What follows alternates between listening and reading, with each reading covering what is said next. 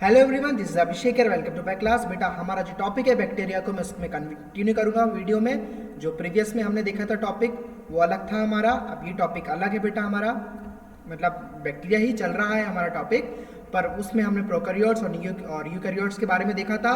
इस वीडियो में हम इसका क्लासिफिकेशन और और मतलब क्या क्या बेसिस पे इसका क्लासिफिकेशन है और किस किस क्लासिफिकेशन में बैक्टीरिया क्या क्राइटेरिया और क्या कैटेगरी के अंदर आता है, वो सब चीज़ें बेटा हम इस वीडियो में डिस्कस करेंगे। अगर आपने मेरा पहले वाला वीडियो नहीं देखा है तो प्लीज़ आप पहले वाला वीडियो देखिए, तो आपको पॉइंट क्लियर होगा। क्योंकि सेम स्लाइड है, सेम मैंने जो पीपीटी बनाया हूँ उसका हाफ पोर्शन मैंने पहले वीडियो में बना दिया हूँ और हाफ पोर्शन में इस वीडियो में बना रहा हूँ। और अगर स्लाइड बड़ी हुई तो आगे वाले पोर्शन में भी हमारे वीडियो कंटिन्यू होंगे, ठीक है।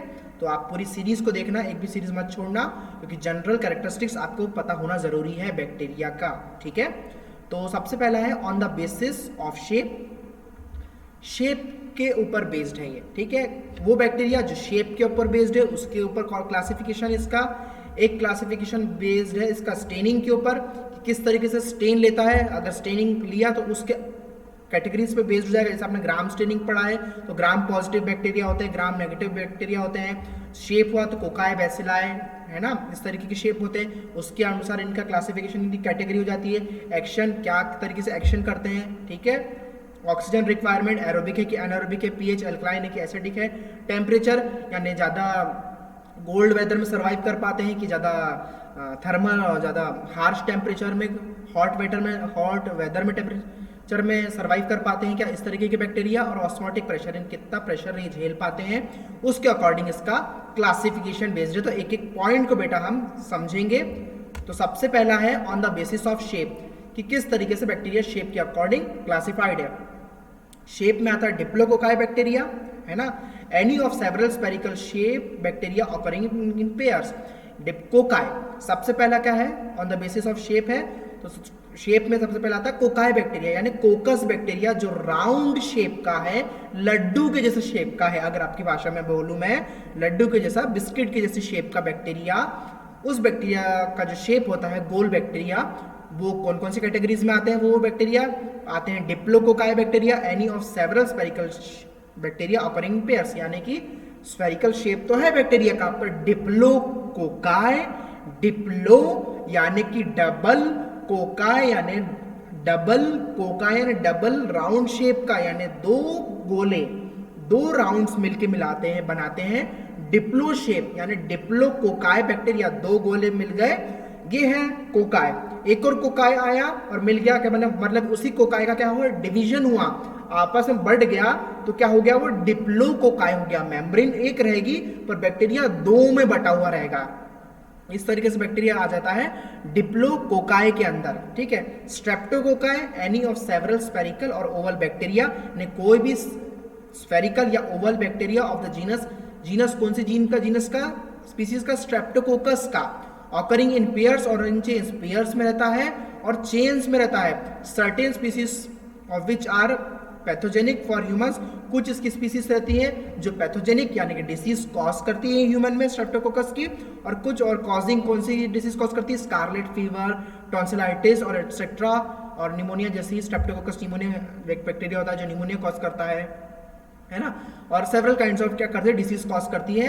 कुछ कुछ इसकी स्पीसीज किसकी, स्ट्रेप्टोकोकस की, जो कि स्ट्रीप शेप का यानी चेन शेप का, चेन के जैसी शेप का रहता है ऐसा बैक्टीरिया। जैसे कि मेरे पास समझ लीजिए ये लीड रखी है ना, ये लीड कैसी लंबी लीड है ना, एक लीड है ये, तो वैसे ही बैक्टीरिया क्या रहता है, लीड में रहता है, एक चेन शेप में रहता है, ठीक है। सार्कीना, जो सी वाला पॉइंट है देखो अब, sarcina bacteria, any of several species several spherical, ये saprophytic bacteria of the genus sarcina having a cuboidal cell arrangement. इसमें क्या होता है, इसका जो सेल का अरेंजमेंट रहता है बेटा, सार्कीना जो बैक्टीरिया जो अंदर आते हैं उनका जो अरेंजमेंट है क्यूबॉइडल यानी क्यूब शेप का, यानी चौकोन शेप का, डब्बे की जैसे शेप में क्या रहते हैं, अरेंज रहते हैं ऐसे बैक्टीरिया, ठीक है। Tetrad, a group of 4 chromatids formed by synapses at the beginning of meiosis, यानी meiosis यानी कि सेल डिवीजन के समय, ठीक है। सेल डिवीजन के समय क्या होते हैं, चार चार के झुंड में, टेट्राज में ये क्या होते हैं, अरेंज हो जाते हैं, यानी 4 आपको ऐसे गोले नजर आएंगे बैक्टीरिया के। इस तरीके से बैक्टीरिया रहते हैं। स्टेफाइलोकोकाई ऐसा बैक्टीरिया होता है जो क्लस्टर्स, टेट्रास या इर्रेगुलर क्लस्टर्स में, सर्टेन स्पीसीज ऑफ विच क्या है, staph aureus can be pathogenic for humans. और जो स्टेफ ओरियस नाम की जो स्पीसीज होती है स्टेफाइलोकोकस जीनस के अंदर, जो स्टेफाइलोकोकस ओरियस जो बैक्टीरिया होता है वो क्या करता है, पैथोजेनिक होता है, यानी डिसीज कॉज करता है ह्यूमन में। कैसे होते हैं बेटा ये बैक्टीरिया, ऑकरिंग पेयर्स, ग्रुप में रहेंगे, झुंड में रहेंगे, जोड़े में रहेंगे, इर्रेगुलर यानी आड़े टेढ़े रहेंगे, क्लस्टर्स में रहेंगे या इवन या ग्रेप लाइक क्लस्टर्स में रहेंगे। इस तरीके से ये बैक्टीरिया अरेंज रहते हैं, कोकाई बैक्टीरिया। ठीक है, कोकाई हो गया। अब नेक्स्ट देखेंगे हम बेसिलाई बैक्टीरिया। बेसिलाई कौन सा होता है, डिप्लो बेसिलाई होते हैं। डिप्लो यानी डबल, और डबल भी रहेंगे वो और बेसिलाई भी रहेंगे। और double bacilli, 2 bacilli linked end to end, यानी 2 बेसिलाई एंड टू एंड ऐसे जुड़े रहेंगे। 2 बेसिलाई ऐसा एक से एक एंड में, ऐसा इसी मेरी एक उंगली एक बेसिलाई, एक उंगली दूसरा बेसिलाई, और ये दोनों जोड़ी है ना, एंड टू एंड जुड़ी है ये। तो इस तरीके से ये बेसिलाई जुड़े हुए रहेंगे, diplobacilli. Coccobacilli, a short thick bacterial rod having the shape of an oval. Coccobacilli कैसे रहेंगे, जिसमें मैंने आपको बताया था, तरबूज बताया था ना, कोका है गोल भी रहता है और लंबा भी रहता है, जो इस तरीके की ब्रीड आती है तरबूज की, तो कोकस भी रहेगा और बेसिलाई भी रहेगा। इस तरह की कोको बेसिलाई बैक्टीरिया। विब्रियो एक स्पाइरल शेप का रहता है और एक रहता है स्पाइरोकेट। ठीक है, any of various spiral shaped motile bacteria of the family spirochete. Certain species कौन सी आती है इसमें, ट्रिपोनेमा होती है, leptospira, borrelia, and being pathogenic to humans. और क्या रहते हैं, पैथोजेनिक यानी कि ह्यूमंस में डिसीज कॉज करते हैं, एंड अदर एनिमल्स, और अदर एनिमल्स में भी और ह्यूमंस में भी डिसीज कॉज करते हैं। And other species being freely living, और उसकी कुछ स्पीसीज जो होती है फ्री लिविंग रहती है, यानी कोई भी आपको हैबिटेट में मिल जाएगी, है ना।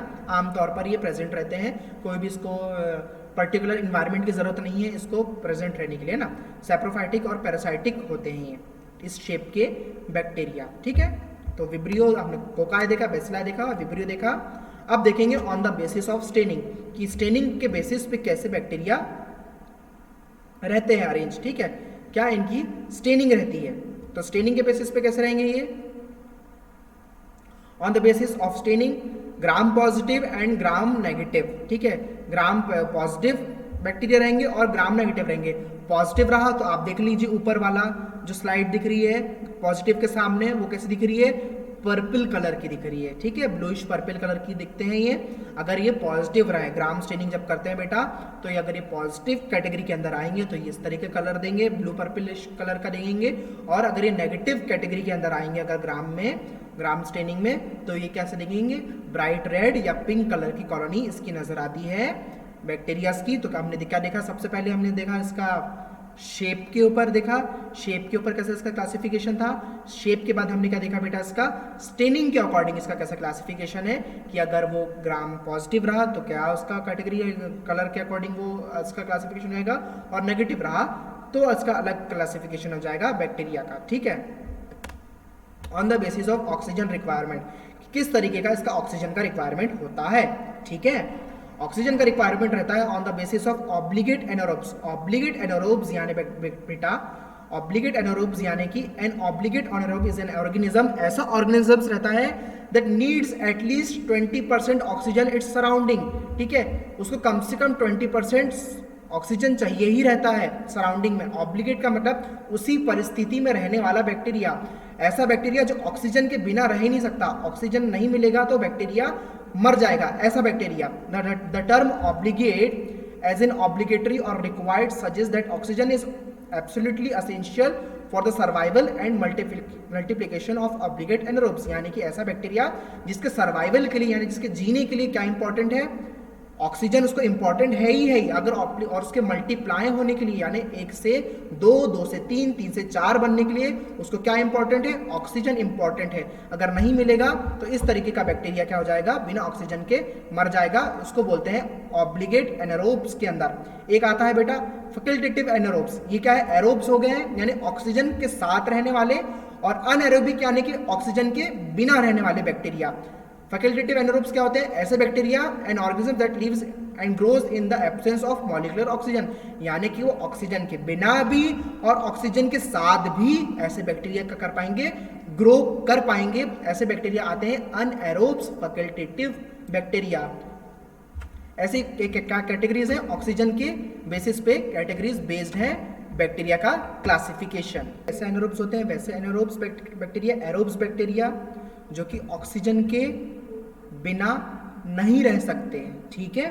फैकल्टेटिव एनएरोब्स बैक्टीरिया, एनएरोबिक बैक्टीरिया, ऐसे बैक्टीरिया जो ऑक्सीजन के साथ भी और ऑक्सीजन के बाद भी रह सकते हैं, ठीक है। अब आगे बढ़ते हैं हम। एरो टॉलरेंट एनारोब्स, कौन से bacteria, arrow tolerant anaerobes. Arrow tolerant यानी कि ये कर रहा है, कुछ चीज को टॉलरेट कर रहा है।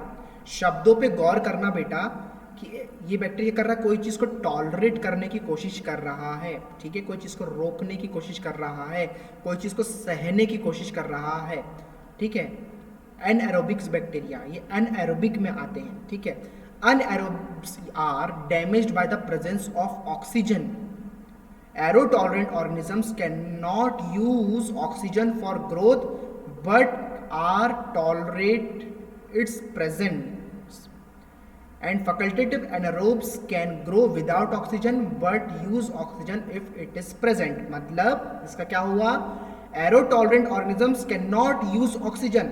जो Aero-tolerant organisms होते हैं, ऐसे bacteria can not use oxygen, वो ऑक्सीजन को यूज नहीं कर सकते फॉर ग्रोथ, अपनी ग्रोथ के लिए वो ऑक्सीजन का यूज नहीं कर सकते, पर आर टॉलरेट इट्स प्रेजेंस, पर उसके प्रेजेंस को टॉलरेट कर सकते हैं।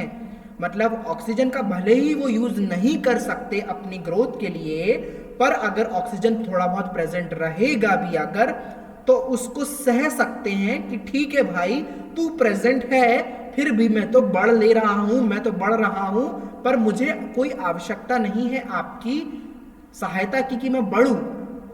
बात समझ में आई मेरी? यानी कि ऑक्सीजन प्रेजेंट तो है पर वो उसका यूटिलाइज नहीं कर रहा है अपनी ग्रोथ के लिए।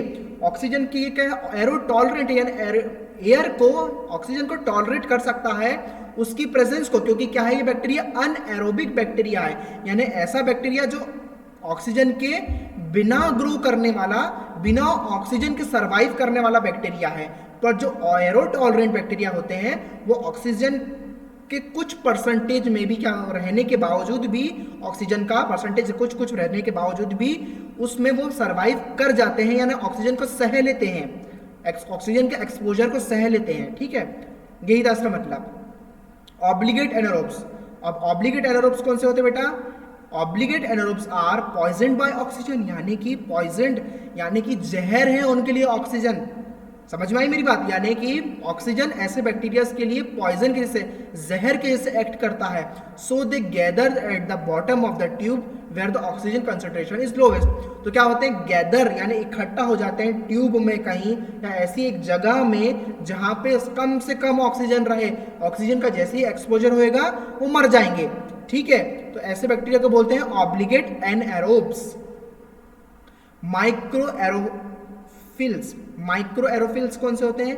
Micro aerophiles need oxygen because they can not ferment और रेस्पायर एरोबिकली।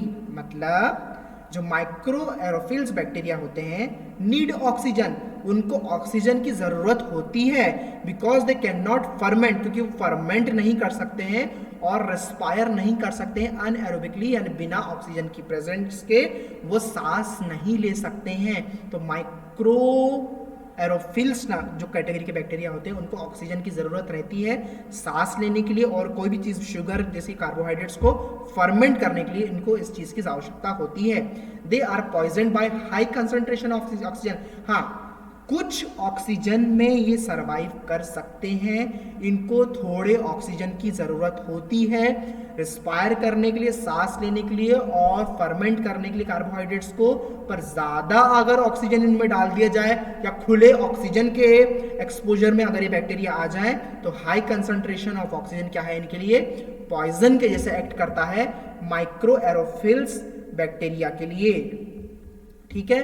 तो ये जो हमारा टॉपिक था बेटा क्लासिफिकेशन का, यहाँ पे कंप्लीट तो नहीं होता है, ये वीडियो जो है इतना पोर्शन यहाँ पे कंप्लीट होता है कि ज़्यादा बड़ा वीडियो में ना बन जाए मेरा, है ना। आप शॉर्ट वीडियो में, छोटे छोटे वीडियो में, छोटे छोटे पोर्शन में अच्छे से समझे, इसलिए इस वीडियो को मैं यही कंप्लीट करता हूँ। इसका जो आने वाला जो नेक्स्ट पॉइंट है मैं आपको नेक्स्ट वीडियो में कवर करूँगा।